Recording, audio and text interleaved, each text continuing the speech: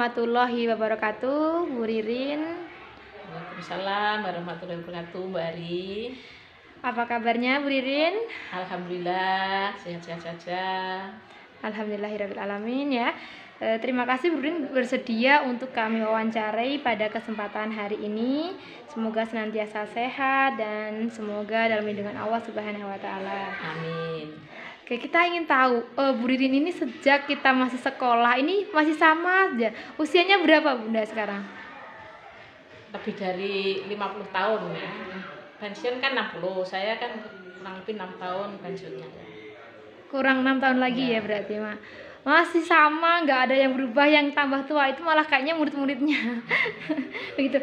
Ayo Bu Ririn, kita mau bertanya-tanya sedikit nih. Ya, silakan. Lulusan dari mana sih Bu Ririn? Lulusan yang terakhir atau yang terakhir? Yang terakhir saya dari STKIP Widya Mandala Madiun, lulus tahun 1990. Wah, belum lahir saya. Oke, kemudian nih Bu Ririn, kita juga mau tanya nih, berapa sih putranya? 1. Sekarang domisili di mana? Sekarang di Solo. Alhamdulillah baru saja juga menyelesaikan strata 2 di UNS. Oke, alhamdulillah. Selamat untuk putranya. Jika Bu Ririn, semoga berkah, bermanfaat ilmunya. Berbicara tentang hobi, kita ketahui bersama ya, Bu Ririn ini lulusan Bahasa Indonesia dan mengajar kami dulu, mengajar Bahasa Indonesia sampai sekarang ya, di SMP Negeri 1 Karanganyar, SMP tercinta kita. Sejak kapan sih memulai hobi menulisnya ini? Sebenarnya saya itu dari SD itu pernah ikut lomba mengarang sekecamatan Paron, tempat kelahiran saya itu, saya juara 3. Tapi saya juga tidak tahu apa itu, pokoknya saya senang itu. Kemudian hasil tulisan-tulisan saya itu dinilai oleh guru SD saya itu mungkin bagus. Kemudian ikut lomba mengarang waktu di SD tahun 1979 itu saya juara 3.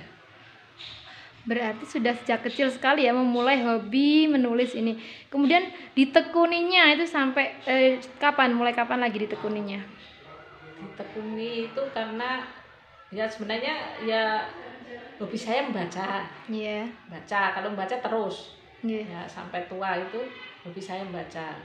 Kemudian ketika saya mempunyai hasrat yang tinggi untuk menulis itu karena saya terpanggil ya, dalam karir itu kan anak-anak itu kan disuruh membuat. Sebelum guru itu menyuruh guru yang membuat, guru harus bisa. Ya, misalnya buat puisi, buat cerpen, buat pantun, buat gurindam. Gitu. Oh, berarti mulainya dari situ ya. Kemudian apa motivasinya nih untuk berkarya? Karena di usia katakanlah senja seperti ini ya Bu ya, jenengan masih produktif dalam menulis, dalam membuat karya, kemudian aktif berorganisasi. Apa motivasi tertingginya ini? Nah, ya tadi bisa dibagikan. Kan ingin juga terdorong untuk menulis itu karena memberi contoh kepada siswa. Ya itu saya waktu itu iseng-iseng, sebenarnya karya saya sudah sebelumnya itu sebelum mengajar itu saya membuat. Pernah juga itu karya saya itu saya tidak, kalau menulis LKS untuk MGMP itu saya tidak mengambil dari karya orang lain tapi milik saya sendiri. Itu semula di situ. Kemudian saya iseng-iseng menulis cerpen dan puisi itu saya kirim ke majalah Pendidikan Jawa Timur, ternyata dimuat. Nah, kemudian waktu itu juga saya masih menulis. Kemudian terdorong lagi itu ketika adik saya yang kuliah di Unpad Surakarta ya, Sukarjo, itu membawa brosur itu bahwa ada komunitas perwas mengadakan menulis puisi se-ASEAN. Ya itu saya kemudian berpartisipasi hingga mulai dari situ akhirnya saya terus menulis, menerbitkan sampai sekarang. Oh gitu ya. Sudah berapa hasil karya yang jenengan hasilkan sampai sekarang ini? Ya, kurang lebih kalau buku ya, berbentuk buku itu kan satu buku itu kan lebih dari satu ya, dari satu puisi Iya. ya, kurang lebih itu tiap penulis disediakan 5 halaman. Kemudian kalau cerpen ya satu cerpen itu ya 5 halaman, tapi bisa lebih dari satu cerpen. Buku yang saya hasilkan baik puisi atau cerpen, kalau puisi saja ya itu lebih dari 40 mungkin. Sudah sampai 40 ya? Itu kompilasi. Oh, kompilasi. Kompilasi. Kalau yang cerpen lebih dari 20. Kemudian untuk buku yang solo itu puisi itu baru 3 dan cerpen baru 1. Luar biasa sekali. Kemudian berapa sih penghargaan yang sudah jenengan peroleh? Karena kita ketahui bersama banyak sekali sepertinya sertifikat-sertifikat atau piagam-piagam penghargaan yang sudah jenengan terima ini sampai dengan hari ini. Kalau sertifikat buku itu sebagian besar itu oleh penerbit itu diberi sertifikat sebagai penulis. Nah, kemudian dari penerbit itu juga ada yang menyeleksi, kemudian diberi penilaian sebagai naskah yang dianggap ya ada yang 20 terbaik gitu, ada yang 3 terbaik gitu, ada yang terbaik saja itu diberi penghargaan. Kemudian dari penerbit yang sudah memberikan sertifikat penghargaan itu yaitu waktu yang pertama kali itu Pramedia Jember ya, itu saya mempunyai penyair terbaik gitu, kemudian menggabung di buku sebuku dengan Bapak Sapati Djoko Damono, itu juga saya mendapat sertifikat juara pertama. Luar biasa. Kemudian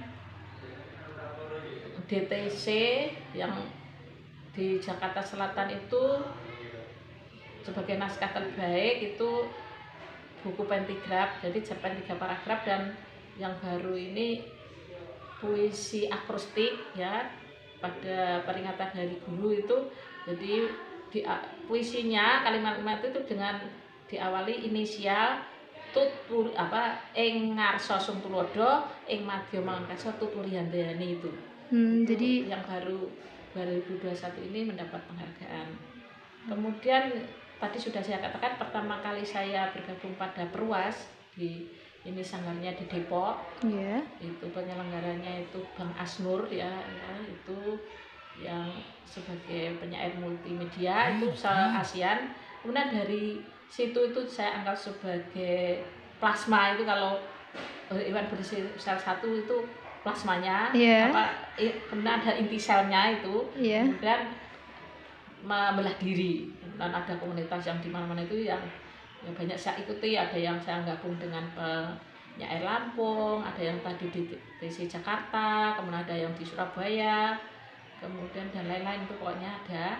Kemudian juga yang saya dapatkan para Samya Susastra dan para Samya Suratma itu saya menggabung dengan penulis Jawa Barat yang juga mendapat penghargaan di bulan ini ya. Berarti luar biasa sekali ya, aktif, energi, kemudian produktif meskipun usianya tidak lagi muda begitu. Kemudian apa sih saran ataupun pesan kesan untuk anak-anak muda sekarang ini? Kalau kita lihat ini sekarang ini anak-anak itu sudah kurang sekali ya minat bacanya, kemudian minat menulisnya. Mereka itu lebih cenderung sekarang ini hanya bermain game dan lain sebagainya. Monggo. Ya sebenarnya ya dari lingkup internal dari siswa di SMP Saka dulu itu selalu saya tekankan, mendapat uang itu tidak hanya berjualan atau berdagang, menulis pun bisa mendapatkan uang, itu sebagai motivasi dari saya.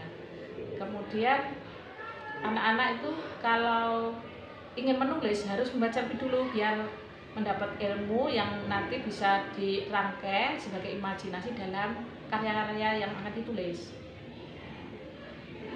Ya kita ya sebagai quote yang saya pegang prinsip ya, dari Pramudia Anantatur itu, walaupun ilmu setinggi langit kalau tidak menulis nama akan tenggelam di telan masa. Maka dari situ untuk mengabadikan karya itu saya dengan menulis. Kemudian sebenarnya menulis itu bisa juga kalau khusus guru itu atau yang lain itu bisa, atau bidang profesi yang lain itu bisa ya dalam jangka dekat itu untuk penilaian monet, bisa untuk menaikkan tingkat gitu. Tapi untuk yang jangka panjang ya, atau selama hayat masih dengan badan atau sampai di akhirat itu ada ilmu yang bermanfaat, itu bisa ya diambil oleh masyarakat ya atau generasi muda, diambil hikmahnya sebagai ibroh dalam kehidupan. Kalau di akhirat mungkin ada kata-kata yang bermanfaat terutama hubungan dengan agama, itu bisa sebagai amal jariah saya. Itu yang saya harapkan demikian. Oke, baik. Terima kasih udah Rin, luar biasa sekali ya motivasi bagi kita anak-anak muda yang sampai saat ini belum menghasilkan karya. Yuk, jangan kalah sama Bunda Ririn ya, Dwi Retno Indah ini yang walaupun usianya sudah tidak lagi muda tapi beliau aktif mengikuti organisasi, kemudian produktif menghasilkan karya, jadi tidak membuang-buang waktu dengan sia-sia tapi memanfaatkannya untuk berkarya. Terima kasih Ya, Bunda mungkin Ririn. saya tambahkan lagi. Nggih, monggo. Ya, selain saya itu ya ngompori ya, Iya. guru-guru di Ngawi khususnya, juga guru-guru se-Indonesia, juga anak-anak pernah itu saya melewati guru-guru di Ngawi, terus guru bahasa Indonesia Kabupaten Ngawi itu anak-anak juga menulis puisi juga diterbitkan. Oh. Nah, ada satu itu apa ya, waktu mengisi pandemi COVID itu, jaring sosial atau apa itu begini ya. Ya. Kalau saya lihat ya. Oke. Berarti memang harus sejak dini juga ya kita harus menumbuhkan jiwa imajinasi ya. Karena terkadang gini, ketika kita ingin menulis itu mandek ya. Imajinasi kita itu berhenti pada sebuah titik itu dan di situ kita biasanya udah nggak punya lagi imajinasi, udah nggak punya lagi ini, biasanya kayak gitu.